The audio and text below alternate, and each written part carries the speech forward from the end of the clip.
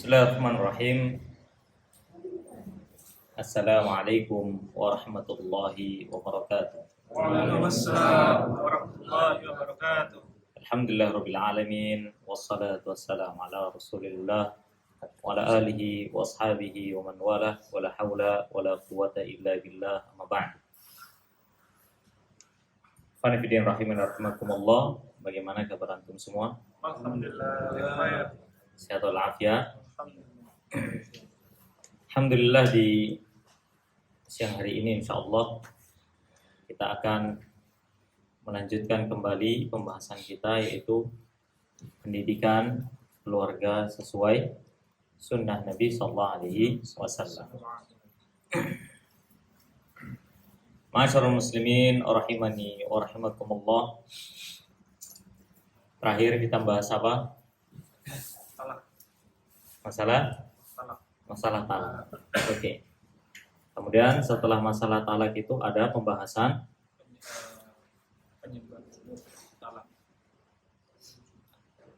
apa? Bahas masalah apa? Ya, di antara pembahasannya adalah talak itu kan ada dua pihak ya. Pertama, talak dari pihak laki-laki, ada talak dari pihak perempuan, namanya adalah khulu, pengajuan talak. Ya. Oleh karenanya, ketika Allah Subhanahu wa taala menjadikan talak itu menjadi bagian dari hak prerogatif laki-laki, fungsinya adalah untuk agar supaya talak itu tidak gampang terucap. Karena laki-laki akalnya itu lebih sempurna daripada perempuan. Jadi seperti itu. Oleh karenanya, laki-laki tidak boleh gampang-gampang mentalak perempuan, itu tidak boleh. Mentalak istrinya itu tidak boleh. Gak bisa ada masalah tiba-tiba cerai, tiba-tiba cerai. Kayak cerai-cerai itu kayak main-main jadinya. Ya, ini tidak boleh dalam Islam. Bahkan Nabi SAW itu mensifati talak merupakan sesuatu perbuatan yang boleh tapi dibenci oleh Allah.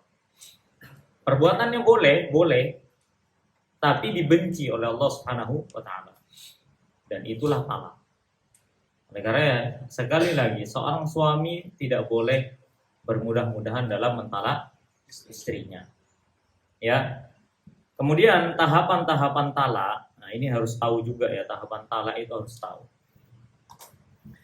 Nggak boleh seorang suami itu langsung mentalak istrinya langsung talak 3, itu nggak boleh.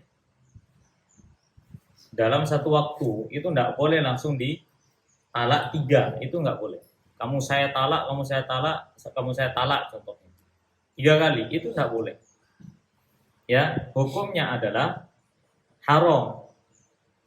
Terlarang. Ustaz, tapi kalau sudah terjadi gimana? Kalau sudah terjadi, maka jatuh talak. Paham tidak sampai sini? Maka jatuhnya tetap jatuh talak. Dan talaknya talak 3. Sebagian ulama ada yang mengatakan talak 1. Tapi Umar bin Khattab radhiyallahu anhu lebih memilih itu talak 3. Ya. Itu masalah talak. Jadi harus hati-hati. Tidak boleh seorang suami mentalak istrinya dengan talak 3 sekaligus. Kemudian sebelum talak pun ada hal-hal yang harus diperhatikan bagi seorang suami. Tidak boleh seorang suami memukul istrinya duluan. Tidak boleh, nasihati dulu. Ya, kasih nasihat yang baik. Sudah dinasihati berkali-kali, sudah dinasihati. Ustaz, ana sudah lama menasihatinya. Berapa tahun antum menasihati? Sudah 1 pekan ini, Ustaz. Baru 1 pekan. Udah main talak aja. Ya, enggak boleh. Nasihati terus.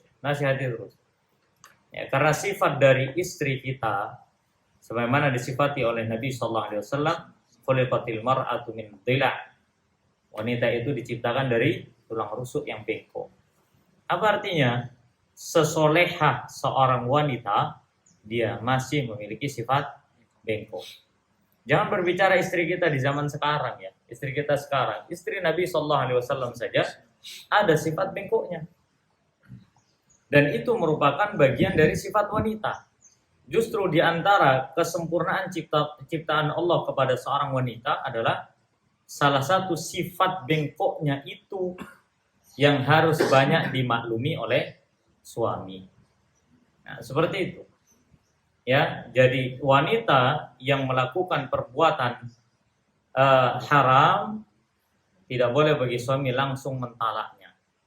Tapi ada prosesnya, dinasihati, tidak bisa dinasihati di wahjuruhunna, ya, dan hajarlah dia, bukan dihajar, dihajar. Hajar itu didiamkan, jangan diajak bicara selama 3 hari. Ya, kalau dia tidak diajak bicara 3 hari, malah tambah menjadi-jadi, wahjuruhunna fil madaji', pisah ranjang selama 3 hari. Baru kemudian setelah itu apa lagi? Kalau tidak bisa baru dipukul dengan kayu siwak saja, bukan pukulan yang keras, tapi pukulan yang ringan, memberikan peringatan. Baru kemudian setelah itu, ya, kasih peringatan terakhir. Setelah itu baru ditalak dengan talak 1. Itu pun ketika talak 1 sudah jatuh. Nah, suami istri tetap harus menunggu masa iddahnya di rumah. Dan kabur-kaburan semua, dengar. Sudah talak 1 yang istrinya langsung pulangkan saya ke rumah orang tua. Pulangkan ke rumah orang tua gimana? Ya, dia masa iddahnya harus kumpul bersama suaminya. Karena statusnya masih suami istri. Dan suami harus tetap memberikan nafkah. Seperti hal semula, seperti halnya tidak ada masalah. Ketika dia memberikan nafkah kepada istrinya sebulan 5 juta, ketika ada masalah tidak boleh ditahan jadi 3 juta.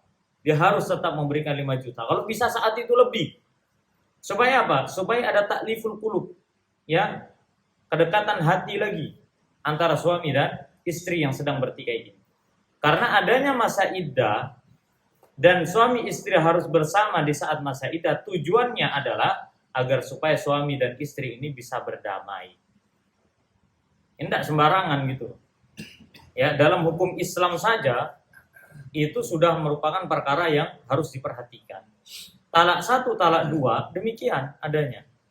Baru kemudian talak 3, ya, baru setelah itu maka pisahlah laki-laki dan perempuan.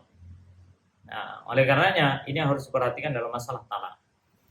Kemudian dalam masalah khulu bagi wanita, terakhir kita bahas khulu ya. Sudah dibahas. Sudah dibahas belum? Sudah. Ya, khulu pada wanita itu pengajuan cerai. Pengajuan cerai. Jadi seorang wanita yang ingin mengajukan cerai kepada suaminya, akan tapi suami tidak meng-ACC.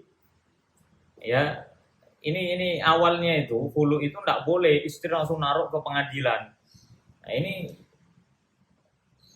gimana ya? Asal-asalan semau-maunya sendiri gitu.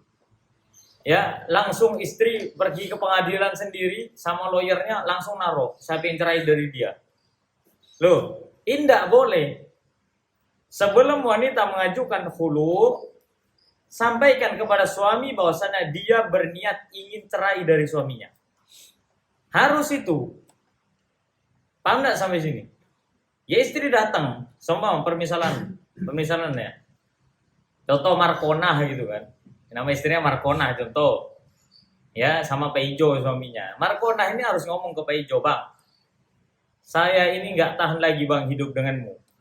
Kayaknya kita sudah tidak sejalan nih Bang. Kamu hidupnya di jalan veteran, saya hidupnya di jalan Imam Bonjol contohnya. Ya, karena beda jalan.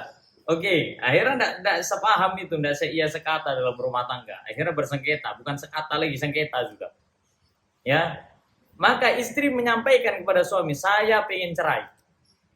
Artinya apa? Kamu jatuhkan talak sekarang kepada saya.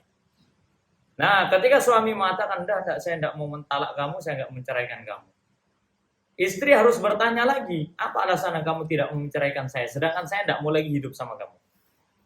Nah, ketika sudah dipaksa suami untuk mengucapkan talak, akan tapi suami tidak mau, ingat ya, harus ada apa dulu? Usaha agar supaya suami itu mengucapkan talak. Nah, kalau sudah tidak mau baru dia harus ngomong ke suaminya, saya akan mengajukan khulu ke pengadilan. Baru. Jangan pas Suami kerja, datang kerja gak disambar geledek. Iya, tiba-tiba dapat panggilan dari pengadilan, hadir ya Pak. Nah, apa lagi hadir? Ini sidang pengajuan cerai dari istrinya. Lu, ya kan seperti itu. Dan itu banyak terjadi. Orang Pasuruan, istrinya orang Pasuruan, tinggal di Pasuruan, pengajuan cerainya di mana? Di Jombang. Bisa nggak seperti itu? Bisa. Ini kan asal-asalan namanya. Ya, ini asal-asalan. Ini tidak boleh, seperti ini tidak boleh. Dulu kok bisa, kalau seasal-asalan ini dalam bercerai, dulu kok bisa ente ketemu sama pasangan tuh kok bisa gitu loh. Kok bisa sama-sama mau? Apalagi sudah banyak buntutnya lagi. Ya, banyak anaknya gitu. Maka perlu hati-hati dalam masalah perceraian. Ya, kemudian khulu seorang wanita ketika dia sudah mengajukan cerai kepada suaminya, maka ia harus mengembalikan maharnya. Semua suami sudah ngasih mahar kepadanya 2 gram emas, maka harus dikembalikan. Ustaz, sekarang gini Ustaz masalahnya. Sekarang yang jadi masalah Ustaz, mahar saya dulu Ustaz sudah dikasihkan ke suami, dipinjamkan, dikasihkan karena dia butuh modal usaha. Apakah saya tetap untuk mengembalikan? Ayo, tetap kembalikan apa enggak? Karena dulu sudah dikasih kepada suami. Sebagian para ulama mengatakan tetap ia mengembalikan seharga apa yang diberikan oleh suami. Kenapa? Karena sebelum adanya khulu itu, dia memberikan kepada suami bukan atas dasar khulu, tapi pemberian suka rela. Sedangkan khulu itu kan pemberian terpaksa, kan mau nggak mau. Nah, paham nggak sampai sini? Nah, dalam hal pemberian khulu itu berbeda dengan pemberian suka rela. Nah, ini pendapat yang lebih hati-hati. Jadi wanita mengembalikan mahar dari suaminya. Loh Ustaz, kalau suaminya tetap tidak mau, apakah tetap berpisah rumah tangga itu? Ya, tetap berpisah. Karena perceraiannya sudah ditentukan oleh hakim, ya, oleh wali dari negara tersebut. Ketetapan hakim. Dan ketetapan hakim dalam masalah perceraian itu sah adanya. Ya, sah secara syariat dan secara undang-undang pun sah. Jadi seperti itu. Kemudian efek samping dari perceraian banyak sekali. Ya, efek samping dari perceraian itu sangat banyak sekali. Pertama, menjadi keluarga yang berantakan. Orang yang cerainya baik-baik saja, itu anak itu pasti akan terganggu secara psikis, secara mental itu akan terganggu. Ya, akan terganggu. Anak pribadi ya, selama 8 tahun, 9 tahun anak jadi kesiswaan, punya santri-santri, itu setiap ada santri baru itu tak tanya dulu. Orang tuanya, bapak ibunya masih ada atau tidak? Bapak ibunya masih utuh atau sudah cerai? Karena nanti perlakuannya beda itu. Oh iya Ustaz, ada itu santri yang bapak ibunya sudah cerai. Ya, lama itu sudah lama. Terus anak ini sering buat masalah terus. Nah, ketika ditelisik lagi, oh ternyata bapak ibunya dulu cerainya itu ribut. Sehingga ibunya ini menanamkan kebencian kepada anak supaya membenci siapa? Bapak. Sehingga ketika anak ini menginginkan, kan anak ini akhirnya beranggapan apa? Tetap bapak saya harus memenuhi semua keinginan saya. Akhirnya anak ini memaksa kepada bapaknya karena kebencian itu sudah ada dari dalam hatinya, ditanamkan oleh ibunya. Apa yang terjadi? Akhirnya anak ini memberontak. Ya kalau di rumah dia bisa berontak kepada orang tuanya, lah kalau di pondok dia berontak kepada pondoknya. Buat kasus, buat masalah segala macam. Nah itu sampai-sampai kita harus ngerunut loh itu. Coba kamu pulang dulu temui bapakmu. Kamu kalau meminta baik-baik, tidak boleh seperti ini. Saya berhentikan kamu dari pondok. Ketika diberhentikan dari pondok, ya ibunya marah, kenapa usah diberhentikan begini, oh segala macam.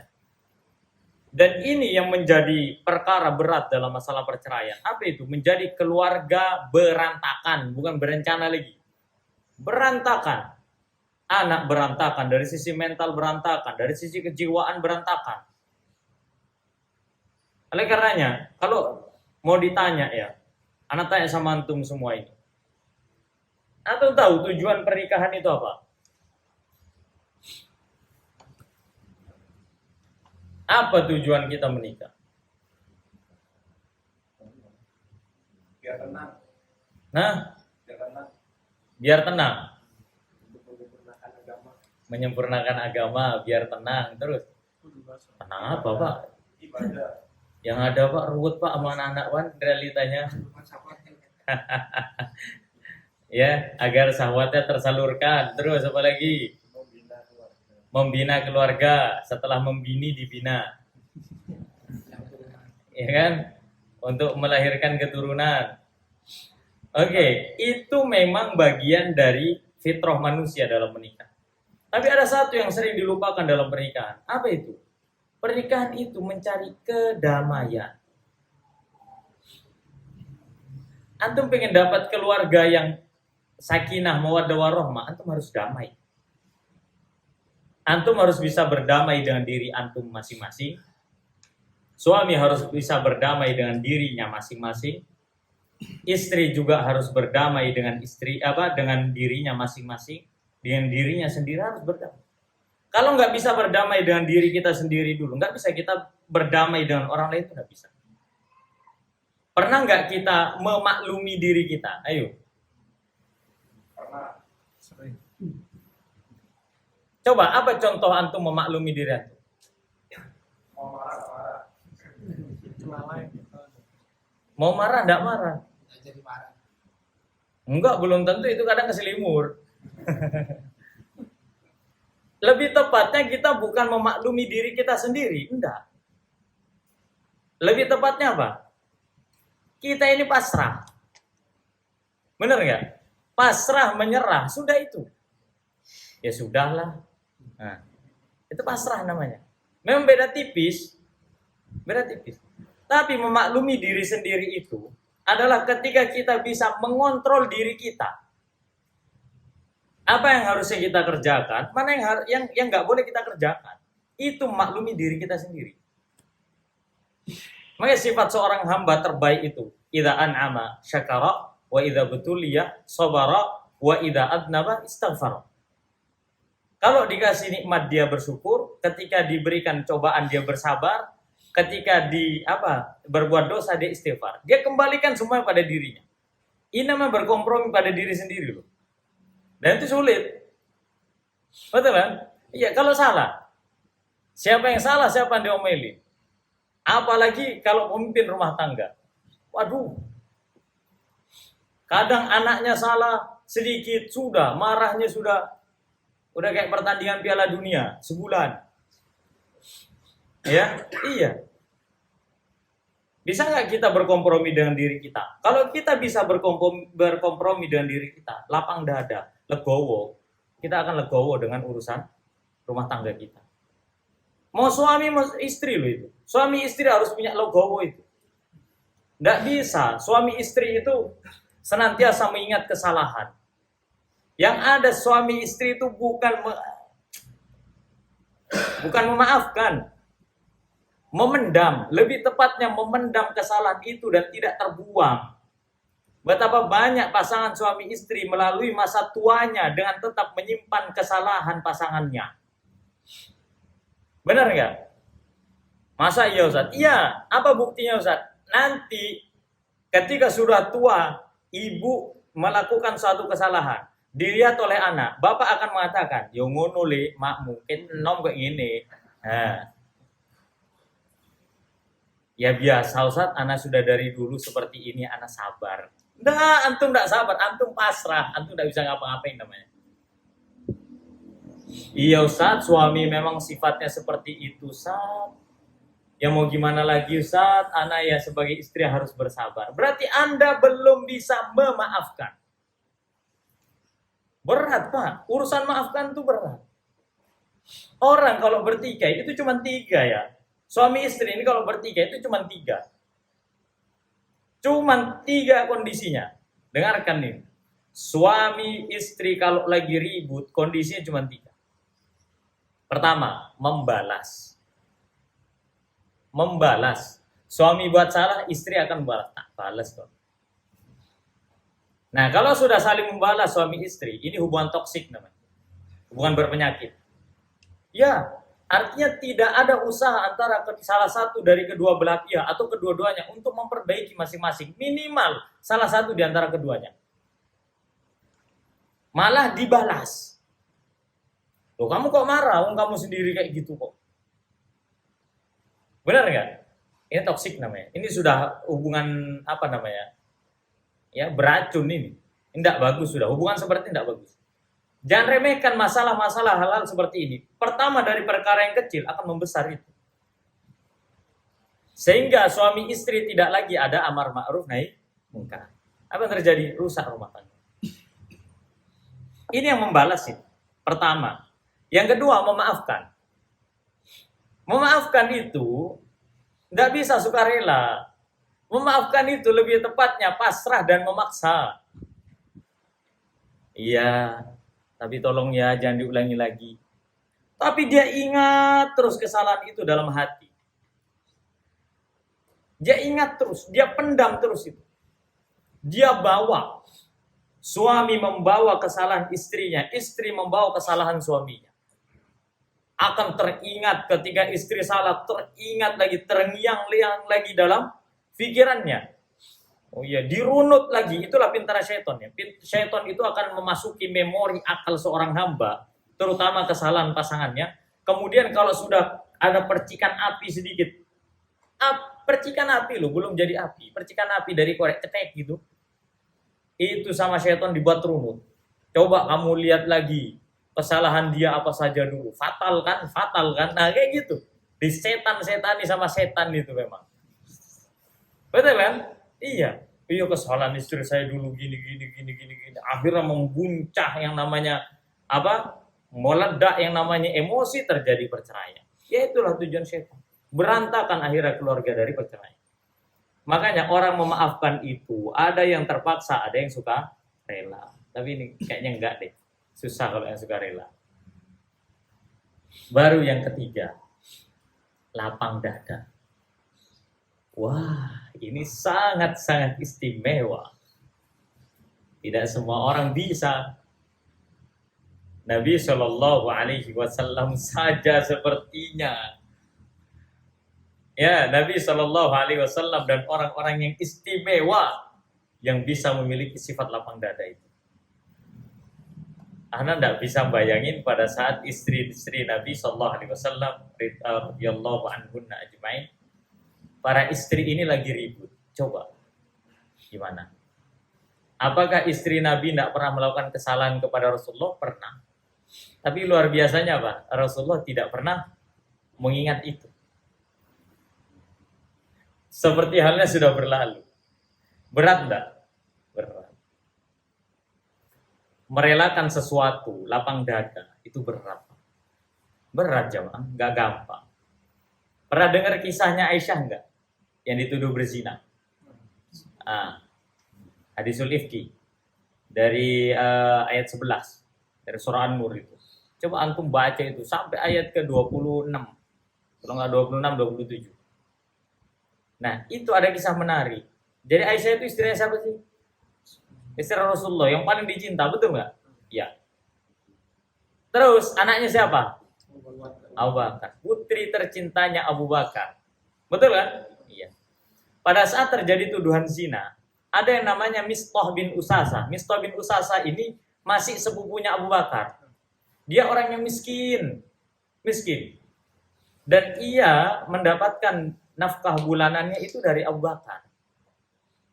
Nah, pada saat terjadi penyebaran hadis berita dusta tentang zinanya Aisyah itu, tentang Aisyah, Mistah binti Usasa itu, Mistah binti Usasa, dia ikut mempercayai dan menyebarkan.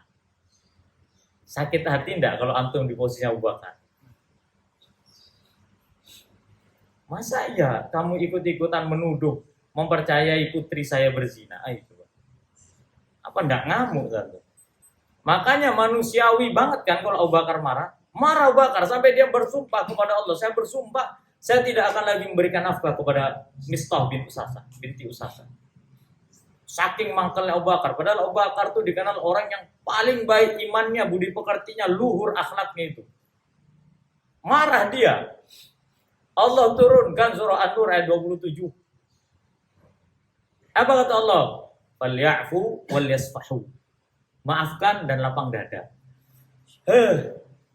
Apa kata Allah? Ala tuhibbuna ayyaghfirallahu lakum? Apa kamu nggak suka kalau seandainya Allah mengampuni dosa-dosamu?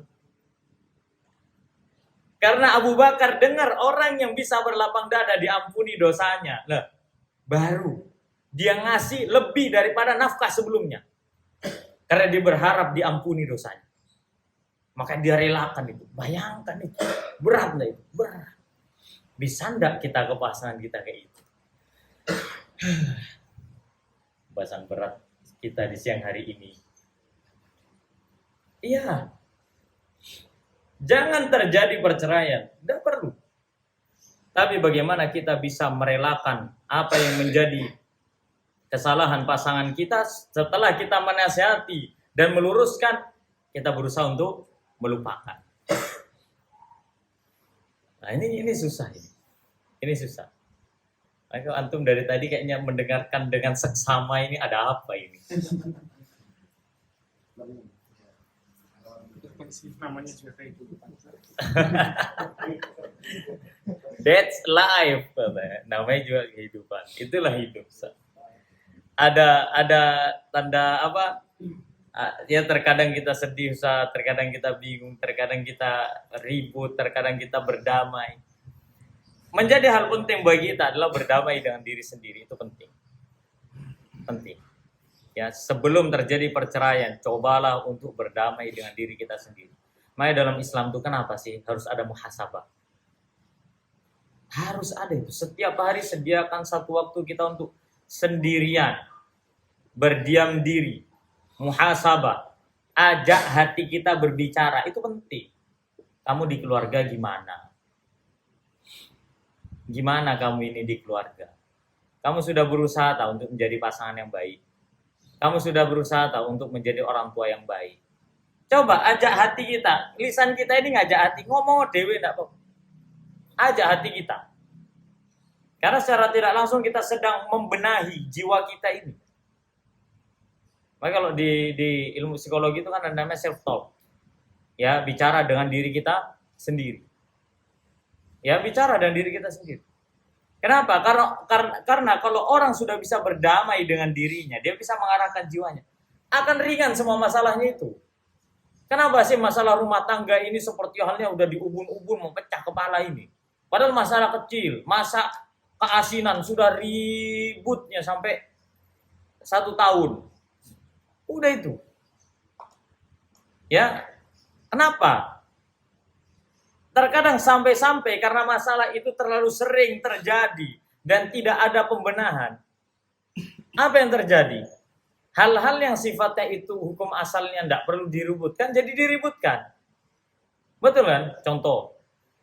Istrinya masak. Ini contoh loh ya. Terus suaminya ini nyendok terus tiba-tiba diem gitu.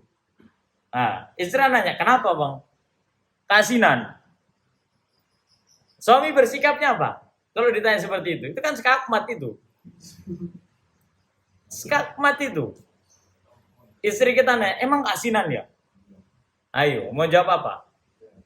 Iya. Iya, mau antum mau jawab iya, apa yang terjadi? Kayaknya salah ngomong anak desa gini, jawab iya. Mending kalau enggak masak. Ya. Iya. Coba apa yang terjadi itu? Itu skakmat dari istri itu. Emang keasinan ya. Jadi pertanyaannya tuh negatif itu.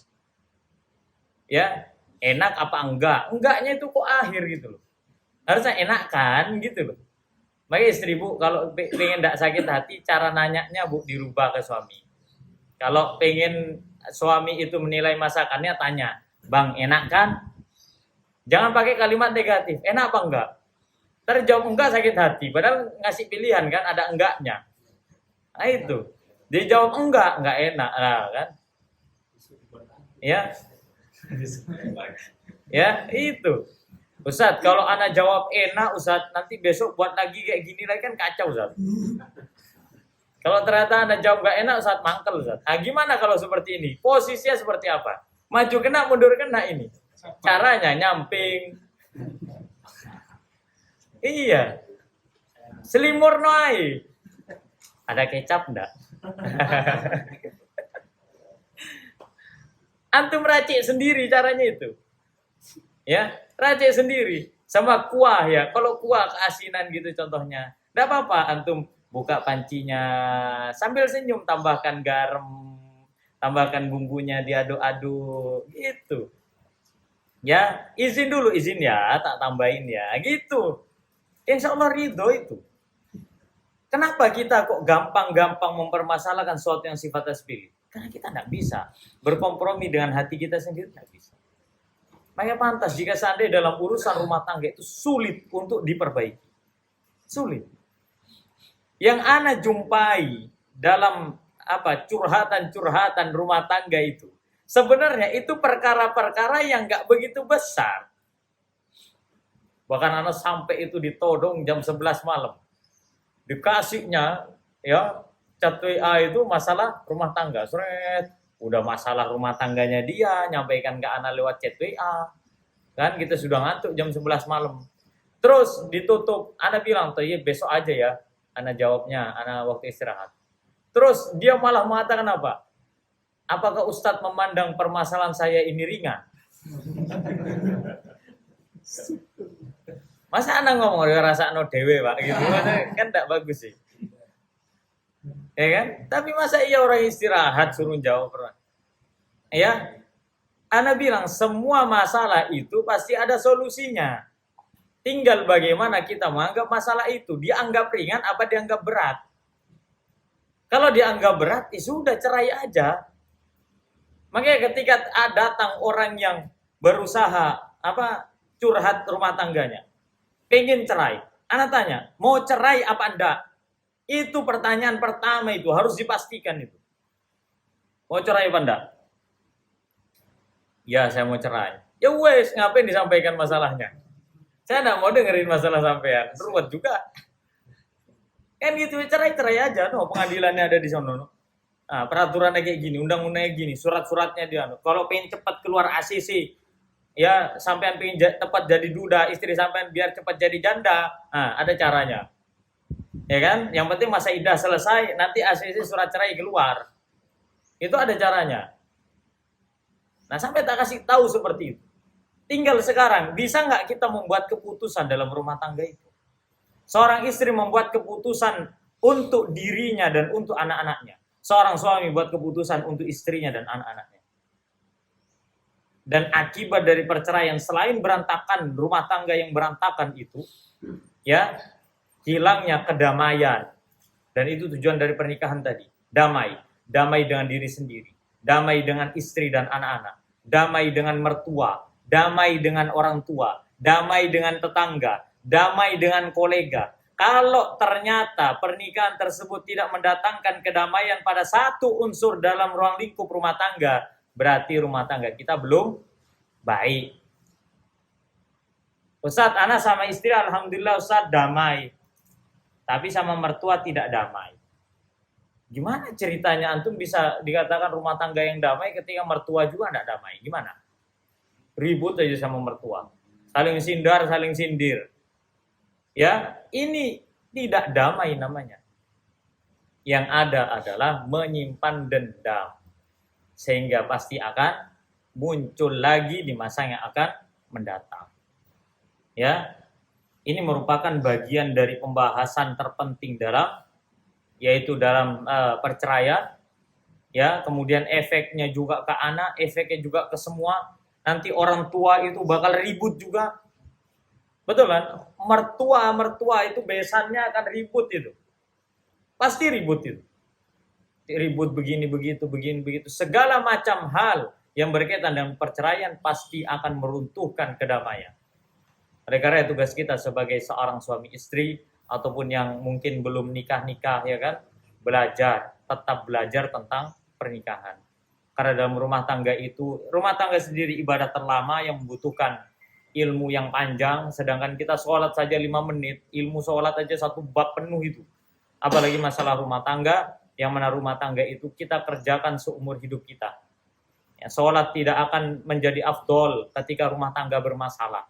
Antum pikir pada saat rumah tangga bermasalah, sholat antum jadi bagus gitu? Enggak bagus. Nabi SAW mengatakan apa? Ada 3 golongan itu yang kalau sholat tidak dapat pahala sholatnya walaupun sejengkal. Apa diantara sebab orang nggak dapat pahala sholat walaupun sejengkal? Di antaranya adalah seorang wanita yang berdiri sholat dalam keadaan suaminya belum ridho kepada dirinya. Nah Bu, hati-hati ya Bu ya. Banyak ya ini ya, perempuannya banyak ya. Nah.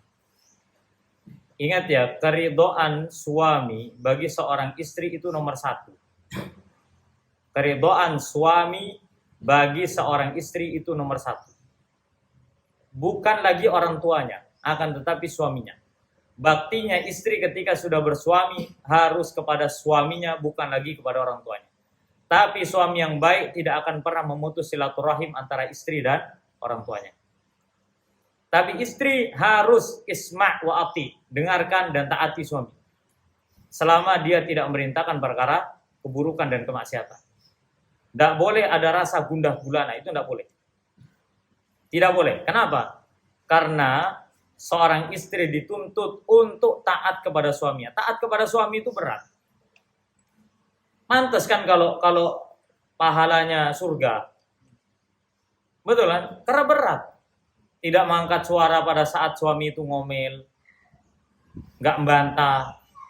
Diem. Oh itu berat. Apalagi sifat perempuan. Bener nggak Bu? Pokoknya yang jawab bapak-bapak sih. Jangan dijawab Pak, nanti perasaan istrinya, oh bojoki, aduh.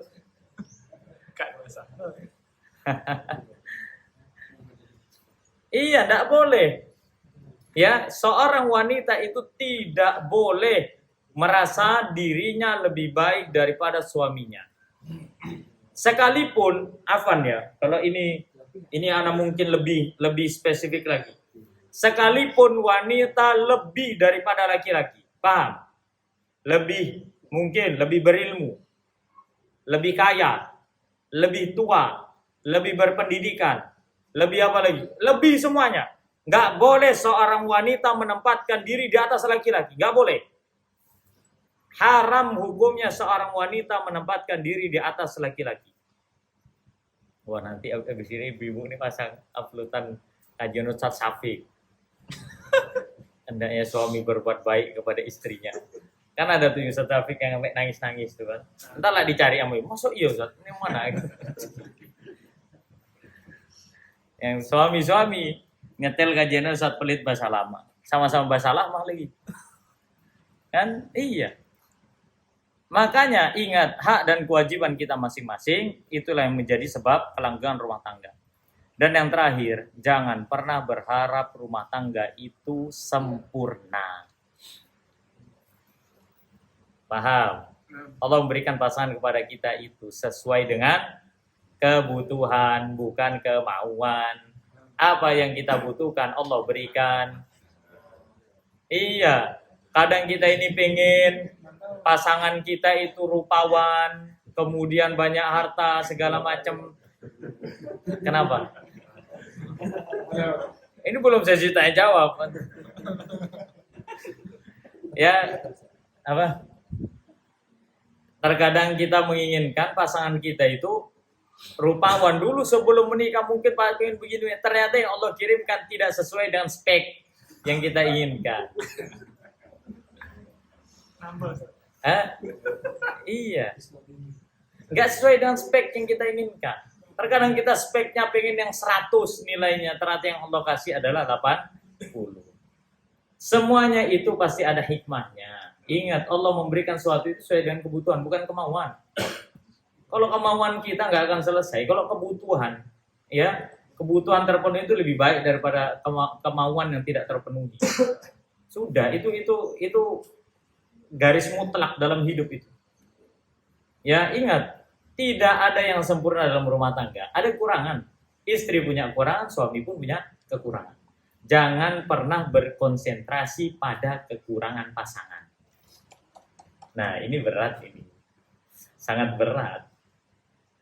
Kadang mau pulang ke rumah karena trauma masakan istri asin, 2 hari aja asin. Hari ketiga udah pikirannya, pasti asin mana ini. Gitu, ini susah itu. Betul kan? Iya. Begitu pula kalau istri sudah 2 hari ketemu kesalahan suami berturut-turut. Pasti istri udah ngomong, pasti melakukan kesalahan ini lagi.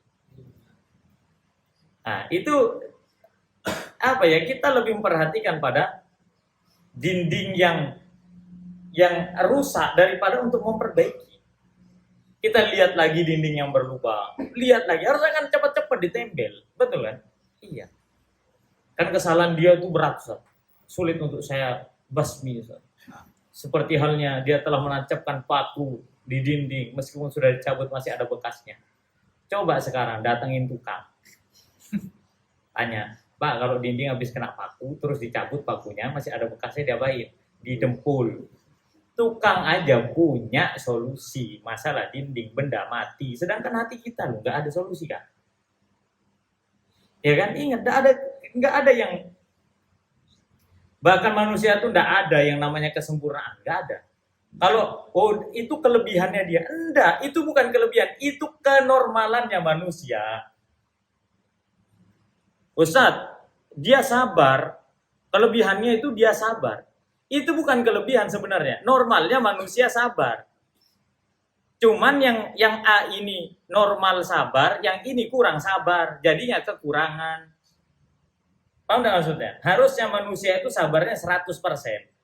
Tapi karena ada orang yang kurang sabar, jadi persentasenya 70%. Apakah ini disebut kelebihan? Tidak, ya sudah, normalnya orang tuh harusnya sabar 100%. Mau nggak sampai sini? Nah, konsentrasilah pada sesuatu yang sudah ada berupa kebaikan. Jangan berkonsentrasi pada kesalahan. Sudah, ini cara berkompromi dalam rumah tangga. Wallah alam sahab, lebih 1/4 jam. Lebih 15. Tidak ada pertanyaan kan? Insya Allah ada. Kamu mau nanya apa enggak? Enggak, sudah. Ibu, ada pertanyaan enggak, Bu? Ada. Ada, Ustaz. Ada ya? Waduh, ada ya. Berat, Ustaz. Dan Ini hadiahnya banyak lagi. Pembukaan. Hah? Oh iya, setelah sekian lama libur. Monggo, monggo. Afwan, izin bertanya, ini titipan katanya. Bolehkah seorang istri mengajukan hulu ketika dia sudah merasa nggak mampu atau nggak kuat karena dia ditagih hutang, yang hutang ini yang berhutang adalah suaminya dahulu ketika berusaha. Tapi Terus, kemudian usahanya gagal gitu ya, kemudian suaminya kemana ini? Oh, nak bayar utang. karena hutangnya riba, Ustaz. Selama ini si istri itu berusaha hanya mampu membayar bunganya saja, tapi kan ditagih terus otomatis karena hutang itu harus lunas sesuai perjanjian waktu itu, entah berapa gitu loh. Maksudnya ada kurun waktunya karena Terus sudah suaminya enggak kerja tuh. baru bekerja. Oke. Terus permasalahannya apa? Bolehkah wanita mengajukan hulu? Ya karena dia merasa sudah tidak mampu, maksudnya nggak kuat ditagih terus gitu loh Ustaz sama yang rentennya itu gitu. Oke. Sudah? Allahu khairan. Baik. Ini masalah yang seharusnya tidak perlu untuk dipermasalahkan oleh istri. Kenapa? Itu kan masalah suami. Ya biarin urusan suaminya. Paham enggak maksudnya? Kan modal usaha. Yang berhutang dulu siapa? Yang berhutang dulu siapa? suaminya. Yang berhutang itu suaminya. Ketika yang berhutang suaminya, maka suami yang harus membayar. Tidak boleh seorang suami mengajukan kepada istrinya, kamu harus ikut bayar hutang saya. Tidak boleh.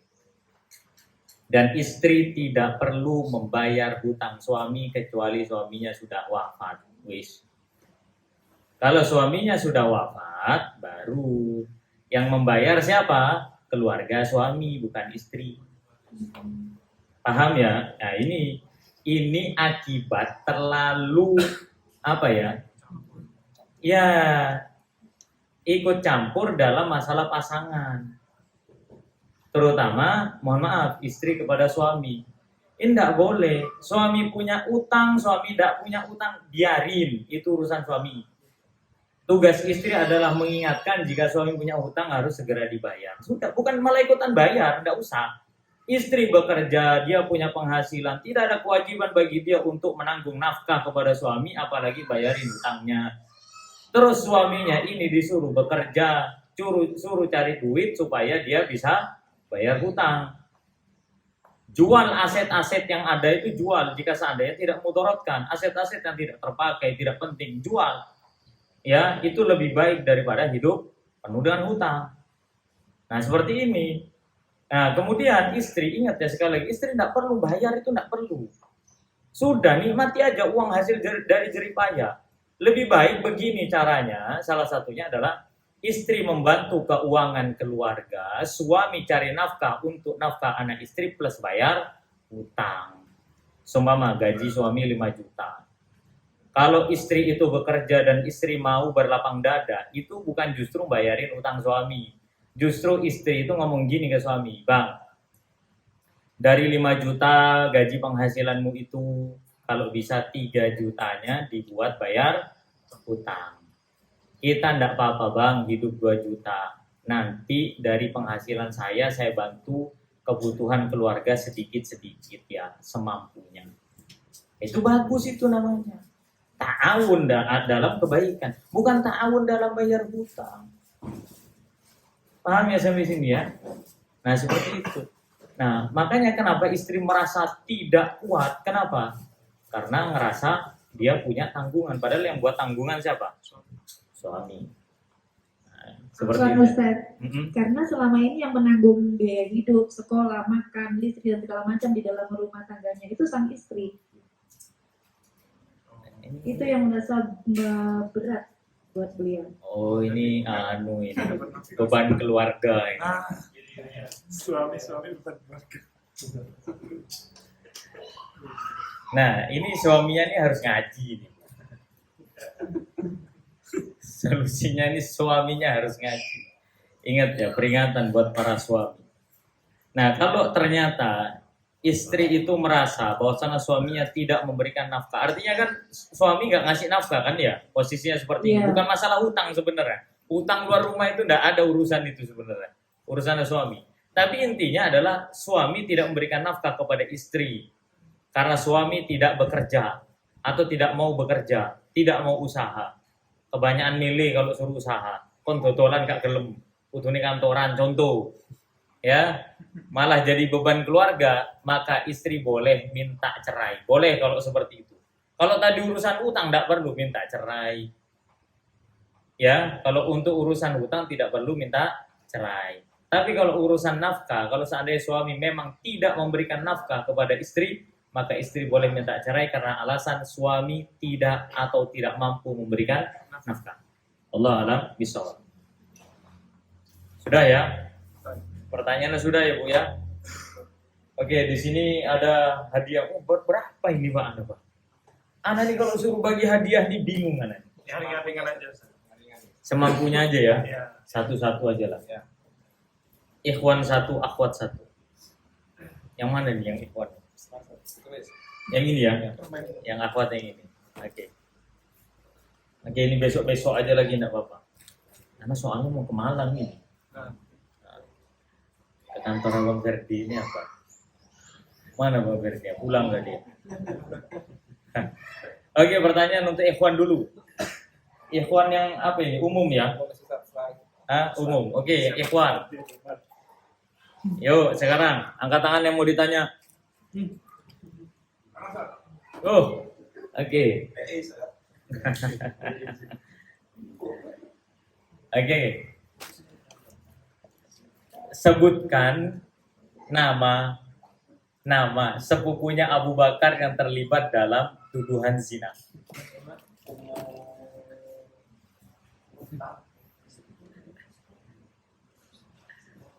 Ayo. Pinnya lagi. Oke. Pertanyaan yang lain buat akhwat. Kalau akhwat kan nggak mungkin ana begitu ya. Kalau ikhwan kan karena kelihatan. Kok enak Ustaz? Ya enak. Coba antum di akhwat aja. Oke, untuk yang akhwat. Siap ya, siapkan jawabannya. Yuk.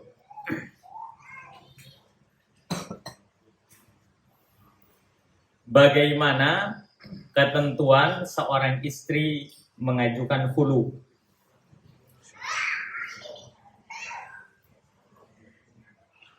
Harus meminta izin dari suaminya dulu, diizinkan atau tidak. Nah, bukan diizinkan, Persetujuan. nggak persetujuan juga. Long hulu itu muncul karena ketidaksetujuan justru. Apa? Pemberitahuan. Nah, terus Memberitahukan kepada suaminya dulu jika ia menginginkan hulu. kemudian Jika suami tetap tidak memberikan jawabannya atau tidak mau, maka suami istri boleh mengajukan hulu ke pengadilan. ke pengadilan. Oke.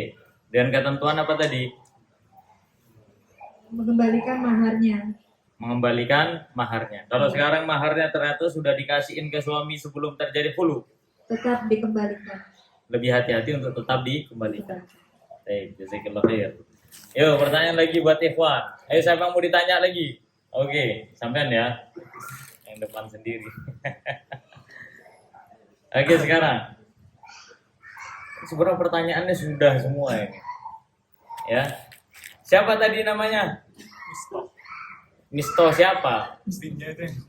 Ini pinnya tidak tahu separuh-separuh lu ini. Ayo, siapa yang tahu nama sepupunya Abu Bakar? Binti. Kan perempuan. Mistoh binti Usasa. Oke. Barakallahu fiik. Oke. Ya, mungkin saya bisa kita sampaikan di pertemuan kita siang hari ini. Insya Allah kita akan lanjutkan lagi pembahasan ini di tahun depan. Kan tahun depan. Iya, Jumat pertama bulan depan kan Januari sudah. Nah, kan gitu ya. Wallahu a'lam bishawab. Subhanakallahumma wa bihamdika. Assalamualaikum warahmatullahi wabarakatuh. Waalaikumsalam.